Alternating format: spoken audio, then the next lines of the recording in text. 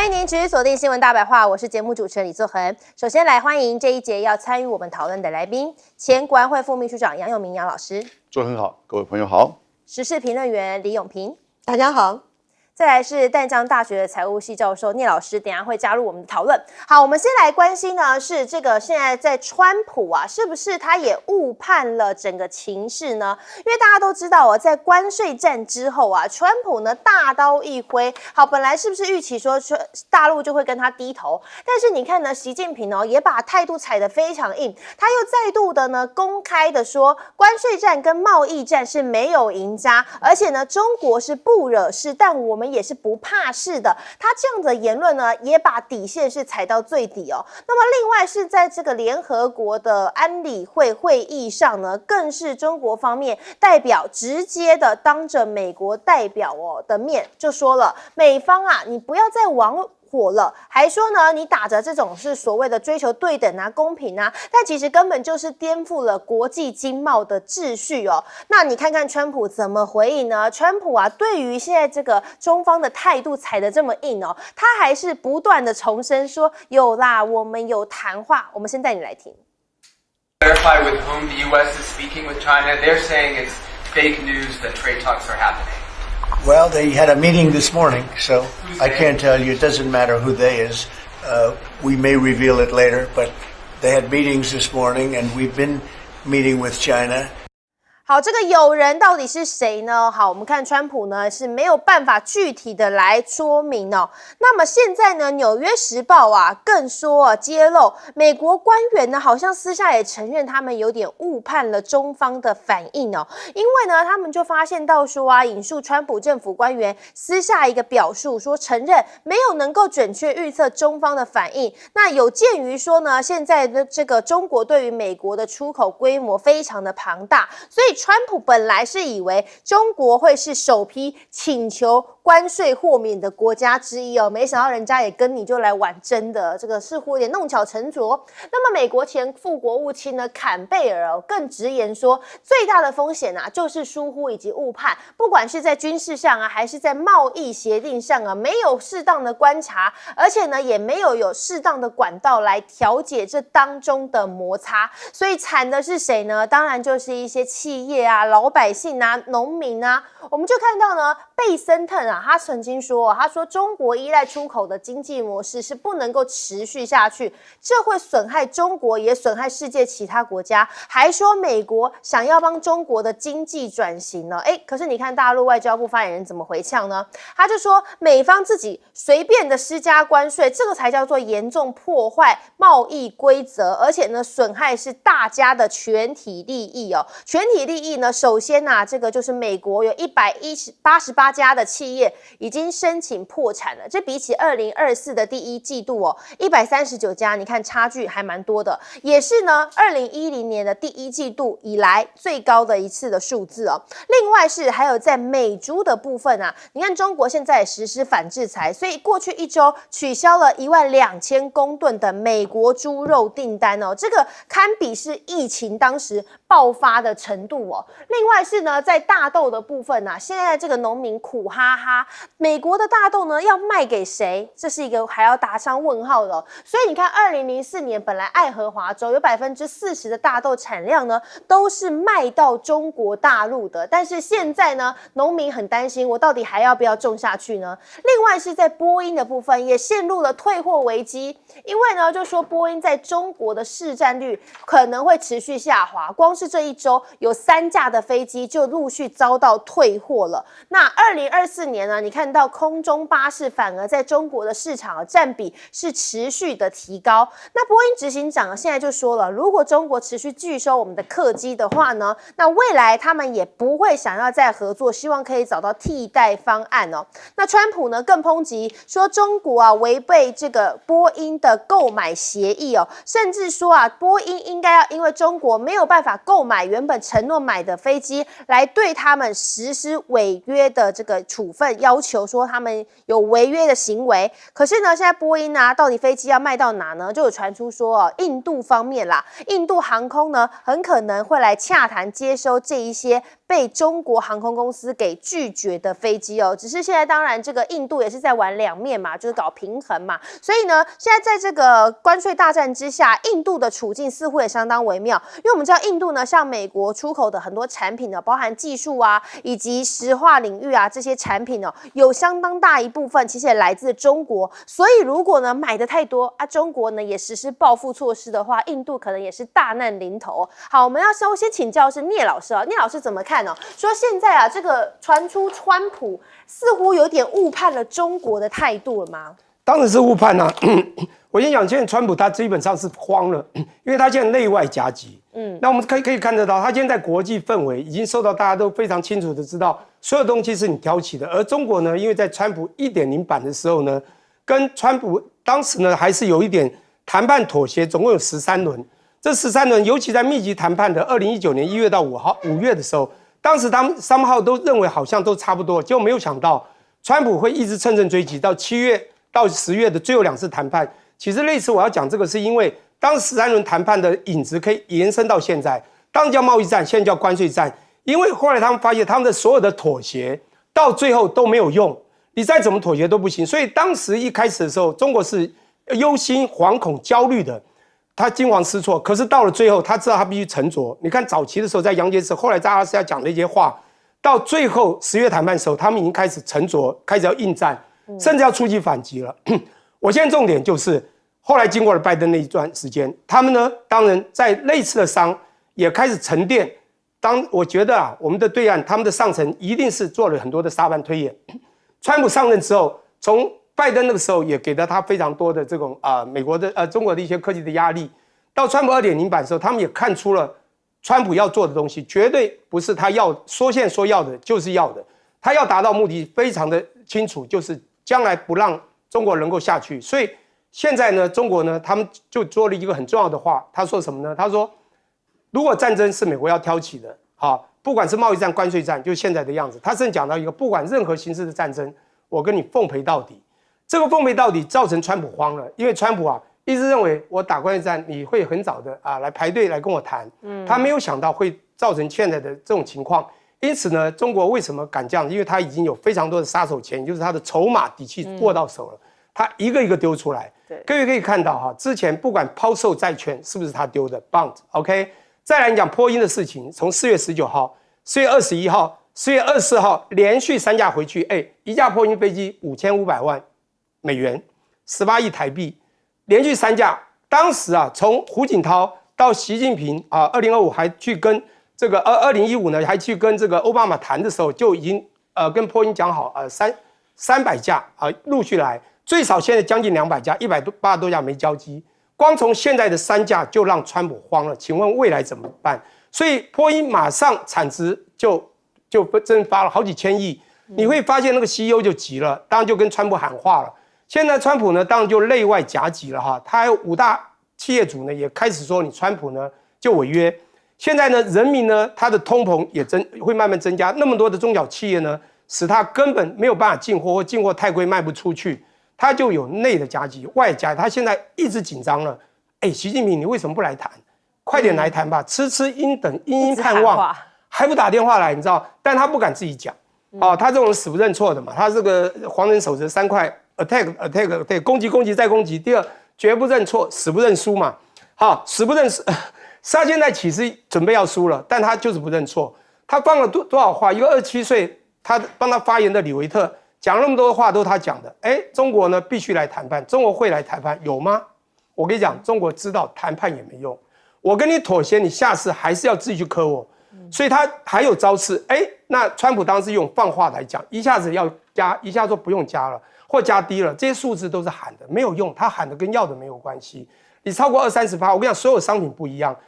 比较我们想要的商品，磕100%来保护自己有可能，大部分90%的传统商品都不需要磕这么高的关，超过5%-10%，我看就不用卖了。所以什么喊到降到50-60%也没有意义。现在重点就是中国不喜欢这一套了。我觉得中国现在还有很多杀手钳。波音是一件事情，各位稀土你要想一下， 12个关键的高科技材料领域，有7个被中国hold在手里。稀土2/3全球的产能，90%的加工力，中国可以 hold 住。现在中国最厉害的一招啦，我现在看到的，你刚讲的印度啊，他对印度会，因为他现在对南韩这样，为什么呢？他知道第一次的时候呢，他尽量妥协，请你不要这么严重的打我，你手也会痛。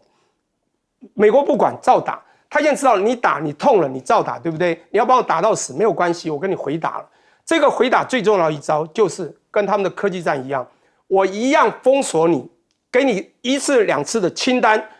封锁到无洞可钻，就是华为、金陵那个时候做法。现在我稀土啊卖给你南韩，你做所有的高科技战机也好，军事航太都好，这个东西太重要了。那以后的锗啊、钾呀、这个石墨烯啊等等，它会一个一个来。他先 hold 住你稀土，然后说你南韩你要去跟他谈了，2+2没关系。等你谈了以后呢，如果你对我不利，我稀土我跟你讲不出给你，你完了。他现在对印度也这样哦，现在波音不买了，他现在还有啊，他现在3架，还有180多架，东方航空、南方航空、中国国际航空，180多架加起来浪上，我跟你讲哦，卖不出去，你谁买？我跟各位报告一下，贵的东西啊，找买家太难了，传统商品比较好找，你到哪里去找？可以一下买你100多架的来接手的，印度接个10架怎么样？波音还是要倒，所以印度接，就算你要接，中国来这一套以牙还牙 ，like for like， 那我就让你，我也来克制你印度，所以印度也会怕，所以印度要玩2手策略，因为中国现在毛起来了，跟美国对干，川普慌不慌？内外夹击，还有他的友邦也慢慢看穿，也会脱离美国到中国这里，所以中国现在越来越拿翘，他还有很多排队的筹码。我们要等着看。对，内外夹击之下，但这个老百姓最惨。杨老师，川普上来之后啊，他现在一定后悔了。他其实如果前面这个半年好好的把俄乌战争达成一个谈判，然后呢停火的协议，其实一下子会把他的声望给抬得很高，在西方、在欧洲、在全球。然后呢，他再针对他觉得不公平的一些关税的项目或个别的国家，再去举行双边的会谈，那这个都是正常的，比较理性的做法，也比较理性，也比较能够达成目标哦。但是呢，也就是说，其实现在他做了什么，根本还没有达成他的俄乌谈判的目标。然后呢，现在对3个问题，第一个对全球的就是关税采取就是掀桌子，185个国家。185个国家，你看，连日本26%，我们台湾32%，马达加斯加47%，马达加斯加47%，所以这样子的问题是全世界都跟他掀桌子。然后第2个问题是，他对中国大陆的关税太高了，高到自己倒打到自己什么样东西呢？你看，马上其实大概不到1个月。美国的大卖场的货架上就可能没有商品了，所以他才会这么的紧张，他才会这么的，就是开始做这些暂停，然后呢，采取就是说跟中国说，我要把关税从145降到50跟65，然后呢，自己又在那边不断的前后不一，不断的反复，那其实我觉得大家都看穿他从一开始川普 1.0 到这个川普 2.0 的时候呢，打关税战没有什么真正的效益，到最后他不是为美国经济，他也不是为了这个美国的老百姓，他是为了他自己，他是为了他的大企业，他的企业朋友们，所以你就看到他的整个这种就是前后不一，对全球的关税，对中国的过高的已经没有任何经济意义的关税，打到自己，使自己很快的美国的经济面临到的困境。 IMF 最新的报告出来，美国今年的经济增长率1月份的时候还说有 2.7%， 在2天前出来，他们认为只剩下 1.8%， 砍了1/3耶，这还是4月份。到了5月份、6月份，你觉得美国经济如果持续这样子关税战打下去的话，还会有剩下多少？对，开学、圣诞节，现在的订单完全没有办法，你更不要说关税，连船都订不到，因为他对中国制造的船还做所谓的港口费，那你船都订不到的情况之下，你整个成本的上升，这个时候逼得大家又去减少跟你美国的贸易，也就是减少对你美国的依赖。我把这个叫做全球减美。也就是说，过去我们讲中国+1，现在已经变成全球减美的这种情况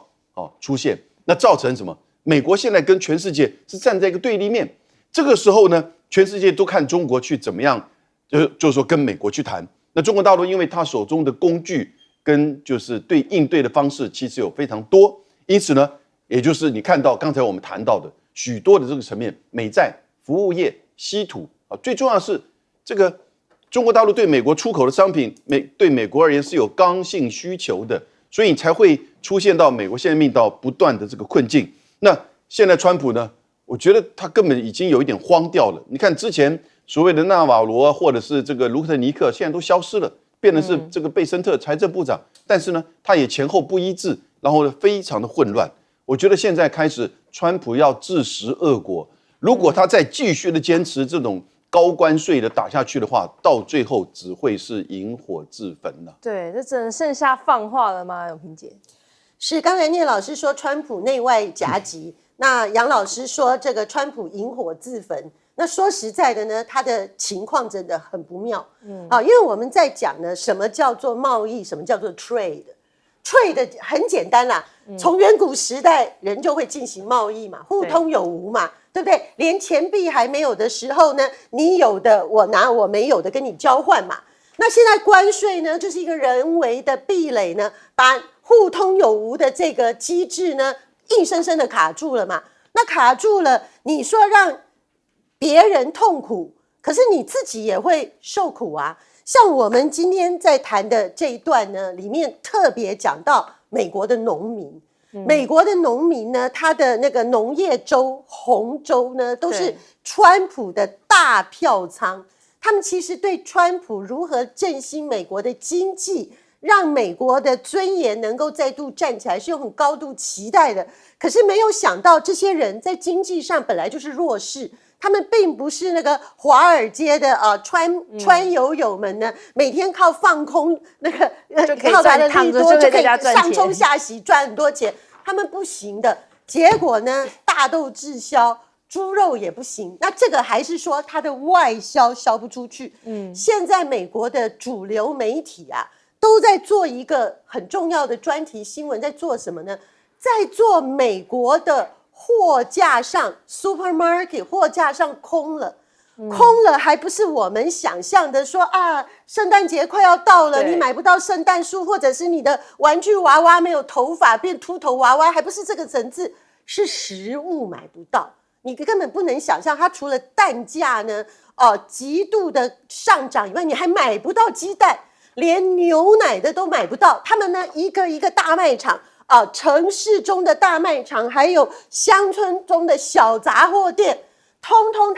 他把这个互通有无的这个机制一打掉了以后呢，它的食物的这条供应链呢断裂了以后呢，现在不止美国的消费者非常的痛苦，说东西很贵，他们呢是买不到东西呀。每天要吃一颗鸡蛋的，你吃不到那个鸡蛋；每天要买牛奶的，你吃不到那个牛奶。然后现在接下来呢，美国人就担心健康受阻。如果川普呢，接下来他还威胁说他连药品都要弄关税，那美国人就会说，那我要怎么活？这个就是今天美国人民很真实惨况的处境。对，但美国人民的惨况看起来川普呢好像还没有 get 到，因为呢，我们看川普啊，现在难道说还在笑想这个为自己第3任期来铺路吗？就看到川普现在不是有一个网络商店吗？那现在正在贩售的是什么？是这个帽子跟这个衣服上面印着是川普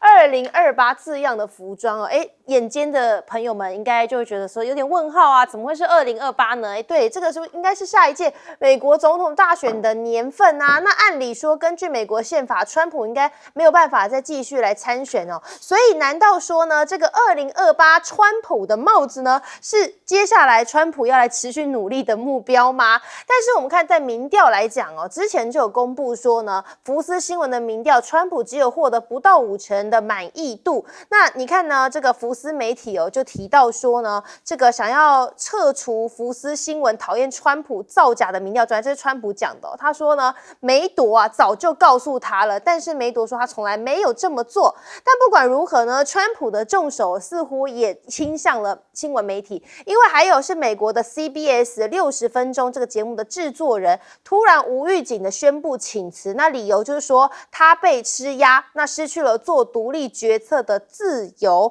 当然这些都是剑指川普，可是川普呢，他还在想着什么？他想着说我要把加拿大变成我的第51州哦。你来看一下呢，他这个非常的狂妄的这一段话，一起来听。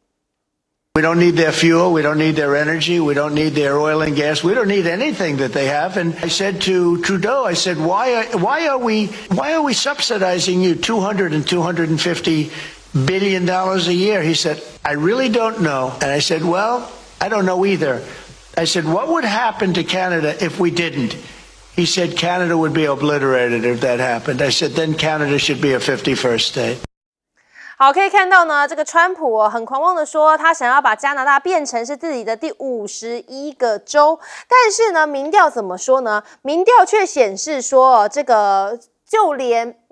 加拿大的人呢，他们也说，我宁可是归于不列颠，也不会去跟美国人站在同一阵线哦。好，这是这一份民调当中显示的哦。那自然卡宁就说，川普呢当时有提出来，但是他仍坚称呢，川普是显示出对加拿大主权的尊重。问题是呢，这项民调当中呢，也显示说，54%的加拿大人宁可让76岁的英国国王来统治，也只有15%的人选择接受川普成为他们的国家元首哦。加拿大总理呢卡尼就说，那我们现在也不需要急着和川普达成协议啦，因为呢我们在谈判当中呢是有最足够的筹码的，所以就算呢现在有这个关税的问题哦，政府最后还是会做出最正确的决定。那加美关系难道也因此这样生变了吗？环球邮报的民调当中就显示说，和2年前相比，加拿大人希望加强和亚洲超级大国的贸易哦，这个可能性呢已经高出了4倍，也就是说大家都想说，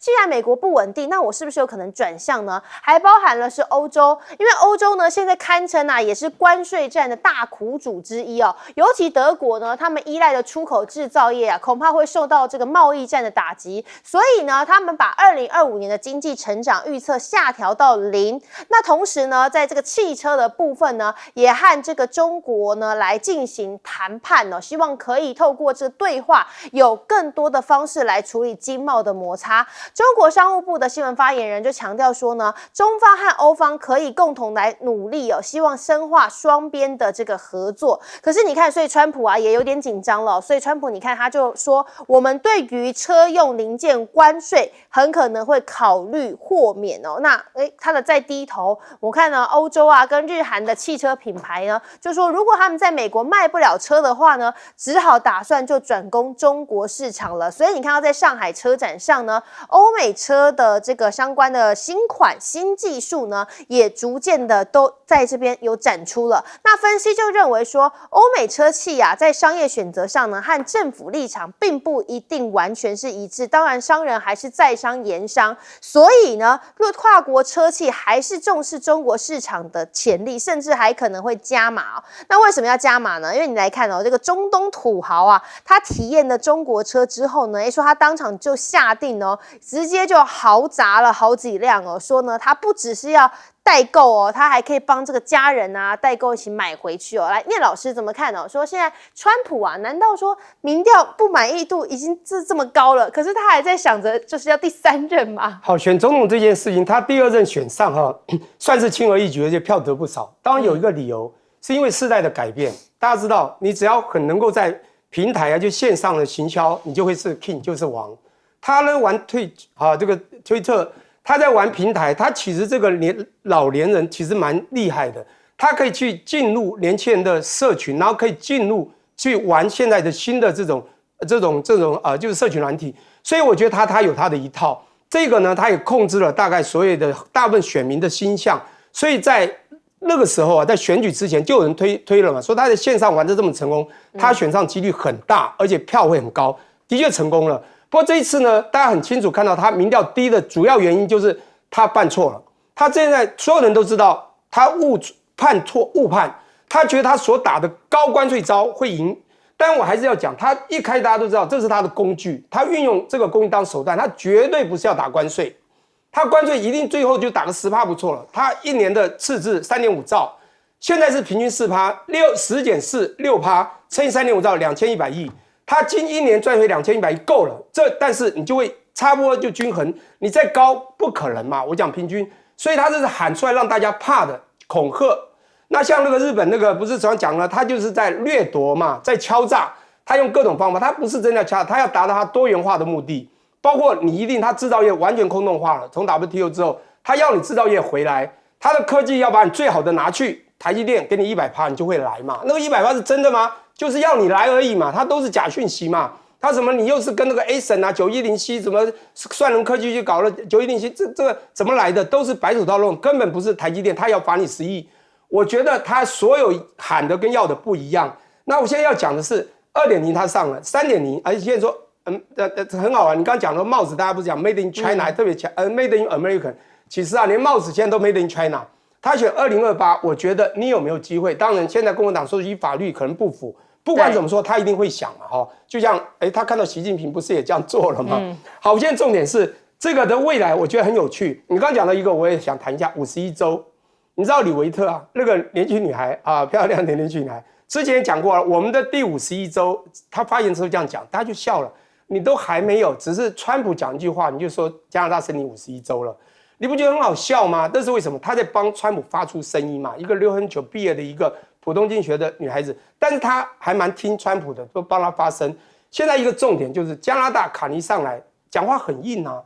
你扣我们这种关税，我跟你一样以牙还牙。它是这种 revenge 报复性的 retaliatory tariff， 就报复性关税里面属于不妥协，但不完全以牙还牙的。欧盟也是，中国是唯一以牙还牙，全部跟你反制的。现在卡尼讲出的话，你去推一下就知道，他不会跟你妥协。因此，他们非常清楚你，美国也是啊。1776年是从英国过来的13州，再跟法国部分，我们加拿大一样。我们现在还是英属联邦嘞，我们的禁币都还是这个英皇。你以为我跟你靠近很近，那是因为我们从利益、从地缘政治各种关系的友好。你现在用欺压住我们的方式，你觉得我的祖先跟你一样都是类边？你觉得我要听你哥哥或弟弟啊？我要听你哥哥的话吗？就在美国比较大哥哥，你这种哥哥就坏了，我还要听吗？你还对我要敲诈、要欺骗、要欺负，我当然去跟我真正的主嘛。所以当然这个是自然的，因为他们认为他们的形象、他们的祖先、他们的形象还是以英国为主。当然，我觉得这种种的原因呢，我会觉得美国很有趣。我还要讲一下刚才我们讲那个很有道理，就是说美国的大票仓在农民。你知道美国真的，川普虽然看错，他选举的时候啦，要制造就业啊，这个好像这个我们讲骗农民好了，就要这些票。可是他自己心里也知道，东岸的这个华尔街，西岸的矽谷。美国他对就靠这两个，所以你看他现在太空署长要换一个42岁年轻人，新创的老板有钱，斗局搞了 Elon Musk， 你看他心里要做的是什么？他真的那么贴近农民吗？不是嘛？他讲美国做大做成功 ，Maga 让他自己很有成就感，大家重视在华尔街、矽谷这一块。所以呢，我觉得他的未来会未来危局，畏危为急，而且他最后搞不好会输得很惨。来杨老师，今天的英国的《经济学人》杂志它的封面出来了。一只老鹰，美国的象征，受伤，整个贴满了绷带，但上面一排字，还有1361天呐。川普刚上任才满100日，但是连英国的这么过去捧美国华盛顿的媒体《经济学人》都说：“我的天呐！”我们还要忍受它1361天。我觉得现在全世界，不管是政府、企业、投资者，都是这样子的观点，心里都在默默倒数这样。这个怎么能够倒数呢？而他现在发了一个帽子 ，Trump 2028，他是说美国做，所以50块这么贵。可是呢，跟各位报告，在法律上他不可能连任，因为他自己的司法部长都说。不可能有法律的方式，甚至包含修宪，因为修宪在美国是一个不可能的工程。然后呢，能够让川普2028年继续当总统。有一个这种 people 也就是他找万斯选总统，他当他的搭档，但这种情况可能会出现吗？所以他这个是什么东西呢？他这又是在搞一波钱，搞他的支持者一种民粹。你看他最近这个发了一个文说，我发加密货币，美国总统可以发加密货币，这在全世界其他国家都根本不可能，根本就是捞钱嘛。但因为他这个加密货币刚上来的时候价值很高，后来就有一点降低，因为他这一阵子的关税非常的混乱然后呢价格降低，他说前220个拥有我加密货币的人，我可以跟他进行这个参会，结果他的加密货币价格不断的往上高，因为大家想透过机会告诉川普不要再搞这个关税了啦，这就是捞钱。欧洲各位你知道吗？德国现在已经把华为视为正常的合作对象，也就是不再进华为设备了。英国的财政部长 Rachel Reeves 昨天说，我们跟美国的谈判不急，我们要守住我们的国家利益。日本这个石破茂也说，我们不急，美国显然要把我们当作这个对全球的样本，但是呢，我们要守住我们自己的汽车跟农业，不会一昧的让步。他再一次的派他的2军，也就是经济再生大臣30号之后再去一次华盛顿，就是拖看到你自己出现问题，拖看看你跟中美之间的这个关税战怎么样的发展。各位，日本跟英国是跟美国一直都是长久以来的特殊的关系，而这2个国家都不买川普的单。那同时呢，英国的这一位财政大臣他特别讲，我们在环境道路安全还有网络安全，这我就听懂了，一定会守住英国的自己的利益。网络安全就是美国现在要英国也要接受，要把华为相关的设备呢给禁掉因此川普现在要的东西其实不只是关税，非关税的这些贸易障碍，还有呢要你买美债，要你支持美军，要你列下具体的这个目标，要进口美国的商品，然后呢要你针对中国的出口采取联盟式的制裁。现在几乎没有人在听他的，也就是说川普现在有一点坐困愁城在白宫对的，姚萍姐，中国大陆为什么要对美国的这个关税非常的强硬，而且采取报复性的措施？因为除了刚才这个聂老师分析了川普第一任的时候，中国大陆遇到的一连串的这个教训，另外呢，中国大陆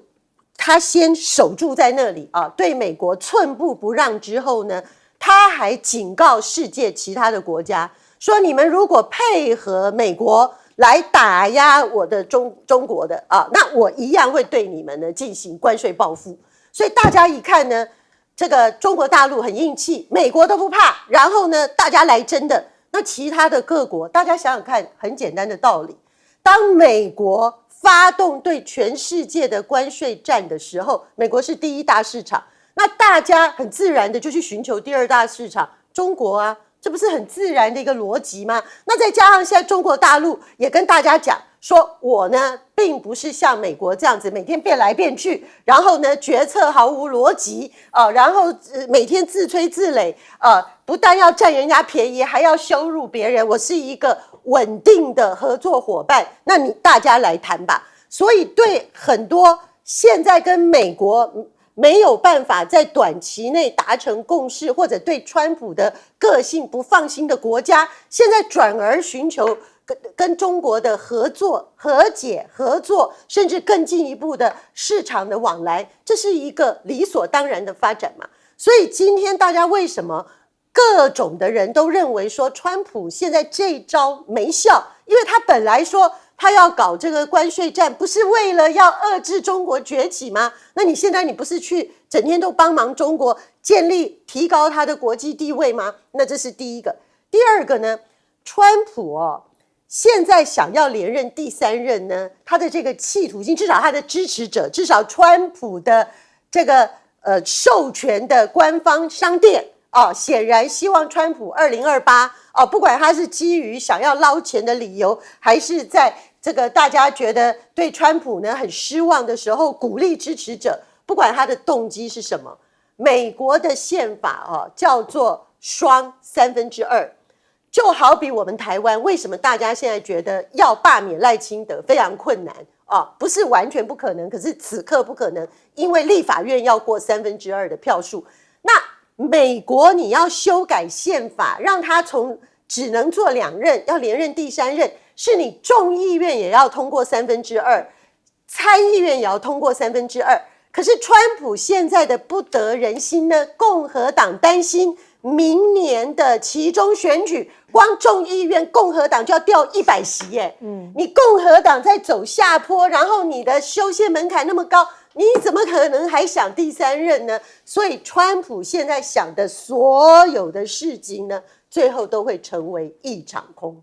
但川普好像一天没有新闻版面，一天安静一下就没有办法哦。我们来看呢，这个才安静一天呢，川普再度对这个联准会主席鲍尔来发动攻击了。他就炮轰说，鲍尔是利用利率决策玩弄政治，还说他很可能会直接的就是扣给这个鲍尔，要他降息。那根据这个报道呢，还说川普的立场一度有软化，为什么呢？是因为有财政部长啊、商务部长他们的介入劝说。但是呢，这个川普态度大转弯啊，大家都摸不着头绪了。其实这也不是1天2天啦，川普的大转弯。那么分析人士就认为，川普呢是要安抚市场，同时也是要替自己找这个代罪羔羊。因为毕竟你看现在啊，美元美债啊这些啊都受到了这个关税战争的拖累哦。美元指数下跌了0.5%到99.377哦，所以市场上就认为说，美中对于贸易看法似乎还是存在很大的鸿沟，所以只要这个鸿沟还是在的话，美元的上涨就只是昙花一现。另外还有德国意志银行分析师呢，也把美元的警报层级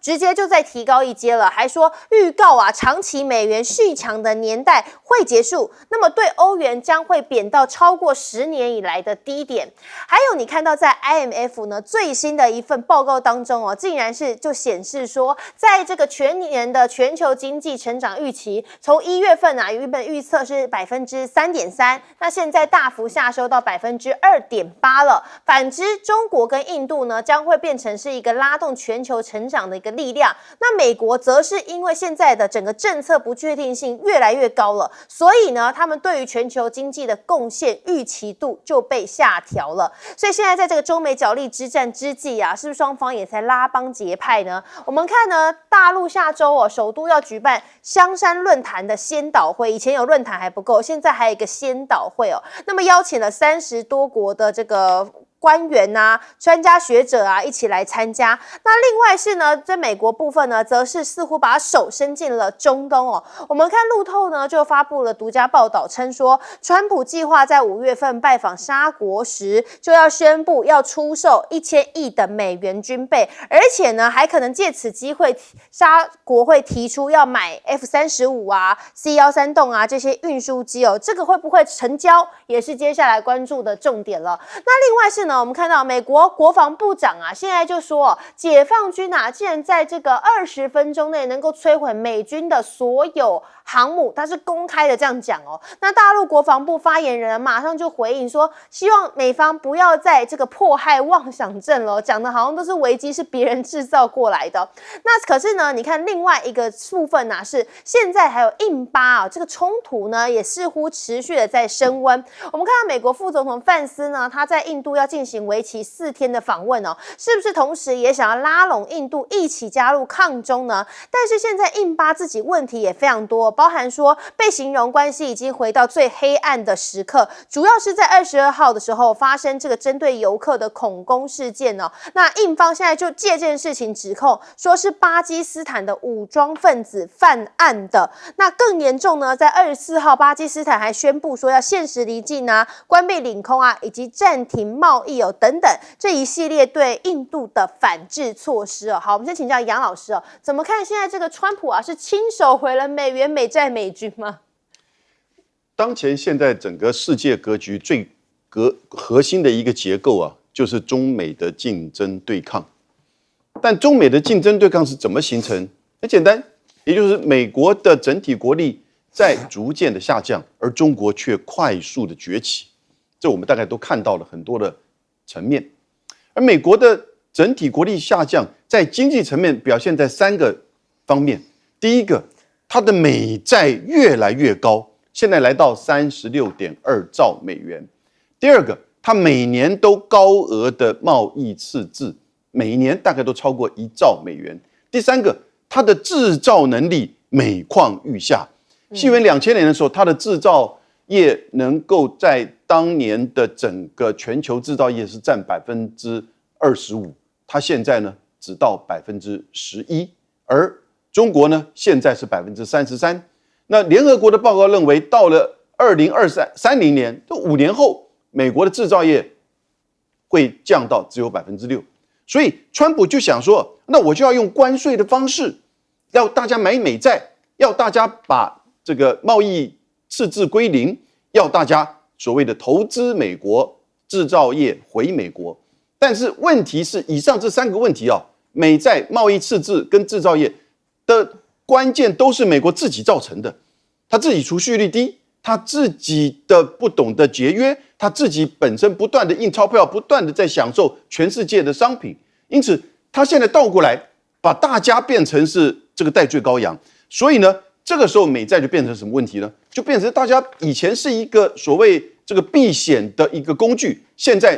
对，因为川普的不断的这种反复的政策，而且把大家当做一个代罪羔羊的这种做法，使得大家对美国的经济的信心呢是每况愈下。所以你看到他目前几乎这个大概中长期的债券很差的，巴菲特最近买了短期的，大概是7年还是10年的，也不过才一部分。所以很快到6月份的时候，他会有6.5兆的美债到期，他怎么办？他只有发新债还旧债，但是你发了新债谁买？只有美国人自己买，一定卖得不好。所以他为什么5月份他要到中东去？他就希望那些产油国，第一个把油价给降低，第二个呢多买我一点美债。我觉得这2个层面呢，他不一定都做得到。为什么？他都太乐观，因为这个前提是大家要对你美国经济有信心啊。可是你现在川普的作为，让我们对你美国经济有信心吗？不断的反复的这个跳动，而且你美国经济到了6月份还能撑过美债问题？到了6月份还能撑过就是通膨的问题吗？到了6月份，你的整个社会的动荡还能够维持稳定吗？所以我觉得其实现在川普过去啊，他觉得用关税的方式这种下猛药，你不要认为是别人害他的。他在1987年的时候，他就自己登广告，他那时候骂日本跟沙烏地阿拉伯占我们便宜，造成大量的贸易赤字，我们要用关税来惩罚他们。各位，川普就是这个所谓的关税的基本教义派。后来他一路要走向政治的时候，那些人才不断在写一些文章附和他。那他看到这些东西，就把他们找来，都是一些3流9流的学者，或者是一些这个操盘手，基金的操盘手。现在证明呢，他的团队真的就是如此。对，恐怕错误政策是更可怕。休息一下，马上回来。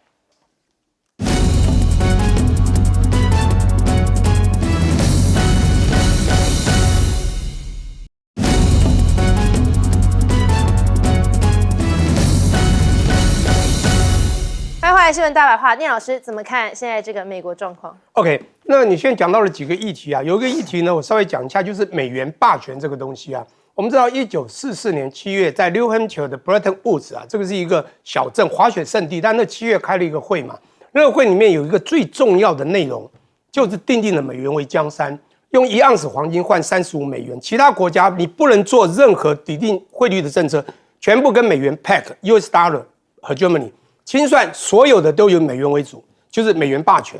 美元霸权从此呢又一路延到，因为2战之后，美国是唯一 continental 没被打到的国家。所以他霸权了大概20年，到1971年8月15号，因为那个时候川普，我们等一下要讲，川普那时候30岁左右嘛，1946年出生的，他看到里根总统的时候，那时候发觉美元稍微示弱了，他的1盎司换的35、36、37、38开始不能撑了，所以他放弃，但他没办法松掉这个已经霸权世界的美元，他因此又跟石油，就中东沙烏地阿拉伯，那个是因为那个年代不像现在 AI， 汽车、飞机都要靠能源，就去签了密约。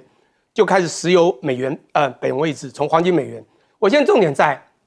到了雷根总统时代，刚才有没有讲到这个很重要？因为川普他刚讲1987年那部电影非常重要，那个叫 Apprentice， 也拍过，他就是当时呢里面的狂人法则之一嘛。他当时电影里面常看雷根总统的电视，因为雷根总统那时候真的就是日本旺起的时候，所以呢他讲出了 MAGA， 他现在才有点就在40岁深受感触的雷根那个时代，美元已经弱势，他这次想打出来，这次发现美元已经不可能再有未来过去江山，现在发债，刚讲旧债换新债，他现在要短债换长债。有一个很重要的，我很快讲一个重点，就是巴菲特最近买了3000多亿，他买的是短债，他不敢买长债，象征是什么？他抄底，